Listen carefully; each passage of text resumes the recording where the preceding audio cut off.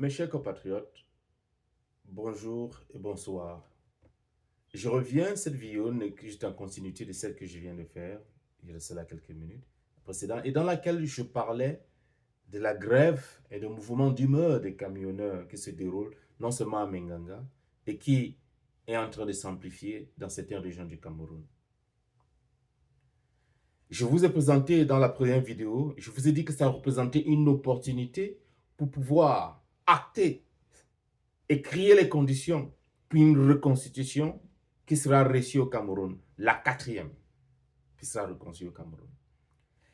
Mais avant que j'aille dans les détails, je vous explique que je vous ai présenté dans la vidéo précédente le modèle chilien et vous dis que voilà un modèle qui en 1972 en 73 a créé les conditions pour la chute du gouvernement de Salvador Allende au Chili à des milliers de kilomètres. Ben, nous pouvons nous inspirer de cela parce que dans un pays où la libre circulation des marchandises se fait, ça, c'est un atout pour pouvoir renverser les régimes dictatoriaux. Et je vais vous expliquer dans cette vidéo. Mais avant que je ne commence, permettez-moi de vous raconter une petite histoire. Vue dans une partie du monde où je vois des disciples à tout autour de leur vieux, comme ça se fait chez nous en Afrique là. On est autour du griot, n'est-ce pas? Donc, un disciple demande à leur griot, à leur maître là-bas, Maître, comment puis-je trouver la vérité dans ce monde bruyant et chaotique? Le maître répond, mais c'est très simple. Le monde est une immense fête.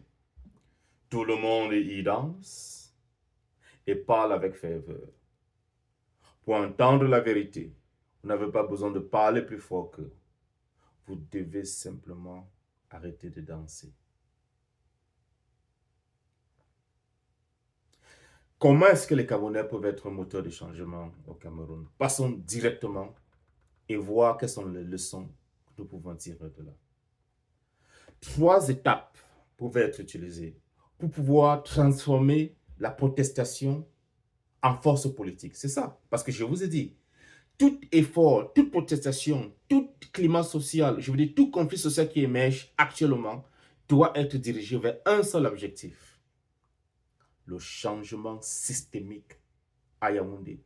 Le changement de la structure de la gouvernance au Cameroun avec des éléments, j'insiste, la décentralisation, la redéfinition de la notion d'espace. Quand je parle d'espace, comme on n'est pas grand, je parle d'espace en tant que métaphore. Les centres de pouvoir, Yaoundé, Douala et d'autres villes de pouvoir. Quand je parle d'espace, je parle de la possibilité à tous les groupes, et comment on appelle là, à tous les groupes, toutes les ethnies de pouvoir s'exprimer et de pouvoir participer à la gestion de la nation. Quand je parle d'espace, je parle à créer un espace pour que ceux avec l'esprit entrepreneurial au Cameroun puissent effectivement dynamiser une industrie qui va créer des emplois où le gouvernement ne sera plus forcément le plus grand employeur. Parce que comme je vous ai expliqué dans des vidéos précédentes, c'est un instrument de contrôle également sous des régimes dictatoriaux. J'insiste là-dessus. N'oubliez pas cela. Je répète, puisque vous êtes en train de m'écouter, vous les leaders politiques et les leaders de la société civile, vous m'écoutez, c'est à vous que je m'adresse. Et je m'adresse également au peuple qui est intéressé par les affaires publiques. Vous devez insister, je le répète encore, sur ça, sur ces fondamentaux, sur ce changement systémique-là. Donc, continuons. Donc, quelles sont tirées? 3 étapes pour transformer la protestation des camionneurs ici en force politique. Les camionneurs camerounais détiennent actuellement la clé de l'économie nationale.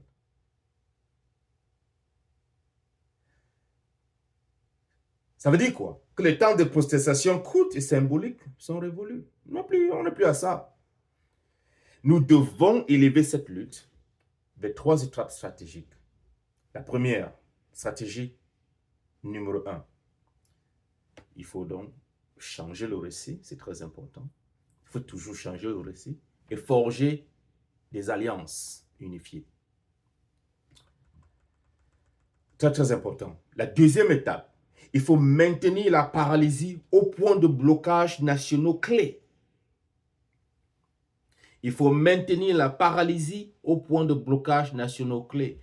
Bon, je n'ai pas pu imprimer là. Je voulais imprimer voilà, une carte du Cameroun pour expliquer ça. Mais ça va, je vais essayer.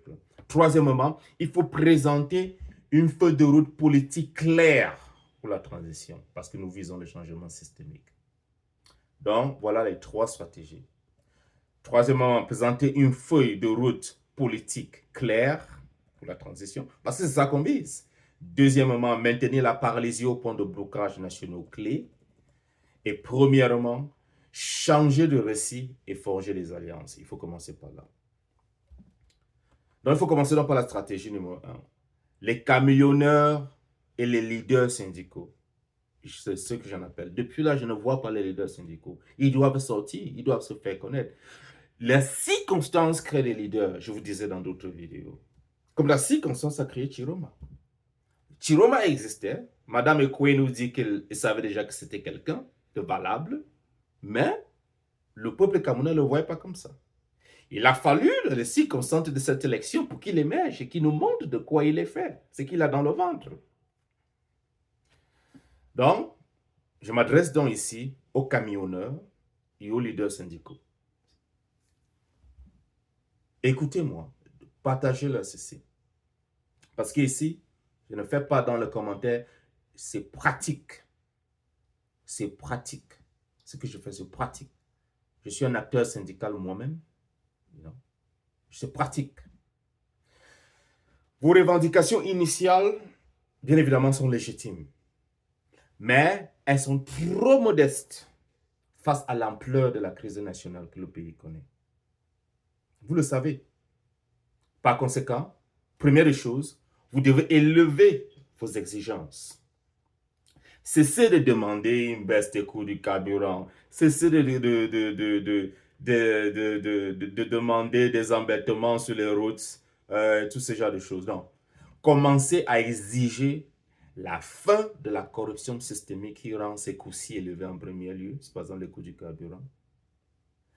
Cadrer les pots de vin de la police, les péages illégaux et les routes négligées comme preuve d'un système politique défaillant. Il faut le dire, pointez. Les pots de vin, les embêtements par la police sur toutes les grandes routes, qui ne durent pas d'1 an, 2 ans, 3 ans, mais ça fait des décennies que cela dure. Les péages illégaux qu'ils créent, on en a vu, vous avez vu également. Les routes négligées, n'en parlons pas. Utilisez ça comme preuve d'un système politique défaillant et vous exigez que vous voulez un changement systémique, la fin de toutes ces corruptions. Donc, vous élevez le niveau des exigences. Deuxième, former des alliances avec d'autres. Il y a dans les commentaires de l'actualité en Ukraine, ils ont ce qu'ils appellent ici the coalition of the willing. Ce moment me fait toujours rire. On peut créer par exemple une alliance des souffrants. Former une alliance des souffrants, par exemple. Vous devez aller immédiatement et officiellement avec d'autres groupes lésés. Et il y en a plein au Cameroun. Les marchands et les commerçants, ce sont vos partenaires naturels. Je répète, ce sont vos partenaires naturels. Alliez-vous avec eux. Lorsque votre camion s'arrête, leur marché meurt de faim. Cela veut dire que quoi? C'est une grève qui sera unifiée, signifie le soutien de la majorité urbaine. Ça, c'est clair. Donc, il y a les marchands et les commerçants. Il y a les opposants. Les partis politiques et les groupes de la société civile doivent signer un pacte national de solidarité. Je suis ici avec nombreux membres de la diaspora.